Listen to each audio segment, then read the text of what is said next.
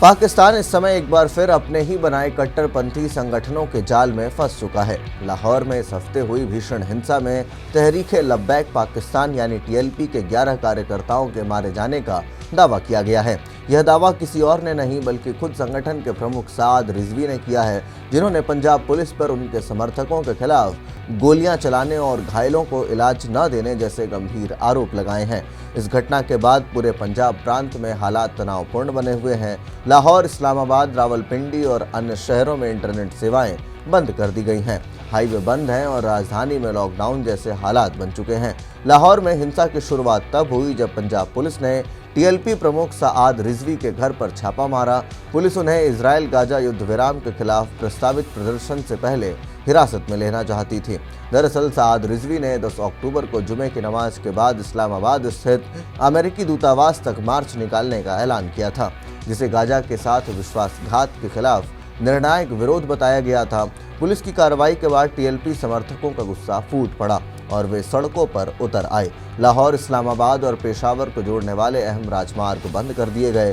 Police और प्रदर्शनकारियों के बीच जमकर झड़पें हुईं, जिनमें टीएलपी के मुताबिक 11 कार्यकर्ता मारे गए और 2 दर्जन से अधिक घायल हो गए। साद रिजवी का आरोप है कि पुलिस ने उनके परिवार, पत्नी, मां और बच्चों को भी हिरासत में ले लिया है। तहरीके लब्बैक पाकिस्तान कोई नया संगठन नहीं है। इसकी स्थापना 2015 में मौलाना खादिम हुसैन रिजवी ने की थी।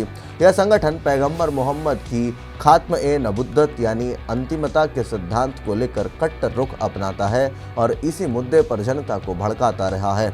टीएलपी का इतिहास हिंसक प्रदर्शनों और सड़कों को बंधक बनाने से भरा हुआ है। 2017 में इसने इस्लामाबाद में 21 दिनों तक धरना दिया था, जिसके चलते उस वक्त के कानून मंत्री जाहिद हामिद को इस्तीफा देना पड़ा था।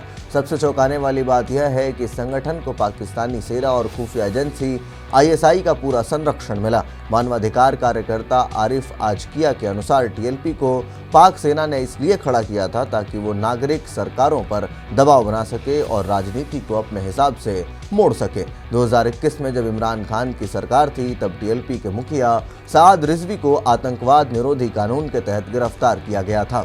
इसके जवाब में टीएलपी ने लाहौर से इस्लामाबाद तक लॉन्ग मार्च किया। हिंसा में 20 से अधिक लोग मारे गए, जिनमें 10 पुलिसकर्मी भी थे। हालात बिगड़ते देख पाक फौज बीच में आई और इमरान सरकार को टीएलपी से समझौता करने पर मजबूर किया। नतीजा, साद रिजवी समेत 2000 से ज़्यादा टीएलपी कार्यकर्ताओं को रिहा कर दिया गया और संगठन से प्रतिबंध हटा लिया गया। विश्लेषकों का मानना है कि 2018 के आम चुनाव में भी टीएलपी का इस्तेमाल आईएसआई ने पीएमएलएन को कमज़ोर करने के लिए किया था, ताकि इमरान खान की पाकिस्तान तहरीक-ए-इंसाफ जो पार्टी है पीटीआई, वो सत्ता में आ सके। टीएलपी की सबसे बड़ी ताकत उसका धर्म के नाम पर जनता को उकसाने का तरीका है। ये संगठन बार बार पैगंबर की तौहीन, अमेरिकी विरोध, फिलिस्तीन समर्थन जैसे भावनात्मक मुद्दों को हवा देता है और सड़कों पर भीड़ उतार देता है। अटलांटिक काउंसिल की रिपोर्ट के अनुसार टीएलपी ने अब यह समझ लिया है कि भीड़ की ताकत को किस तरह हथियार बनाया जा सकता है।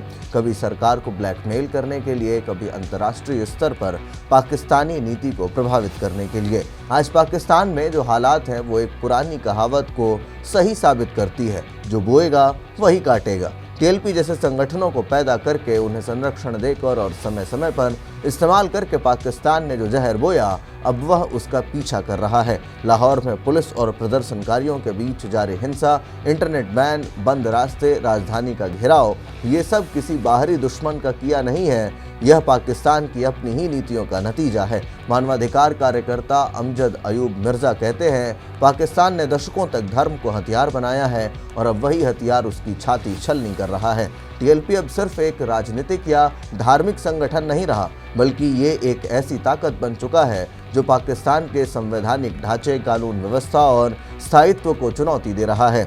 जिस तरह कभी पाकिस्तान ने आतंकवाद को स्ट्रेटेजिक एसेट माना था, अब वह नीति उसके लिए स्ट्रेटेजिक डिजास्टर बनती जा रही है। तो आईएसआई और किस तरीके से पाकिस्तान के जो आर्मी थी उसने मिलकर के तहरीके लब्बैक पाकिस्तान को खड़ा किया और अब वही टीएलपी उन्हीं के देश में, उन्हीं की छाती पर हथियार चला रहा है। इसको लेकर के आप क्या कुछ सोचते हैं? कमेंट बॉक्स में अपनी राय जरूर दें। बाकी अपडेट्स के लिए देखते रहिए पंजाब केसरी। धन्यवाद।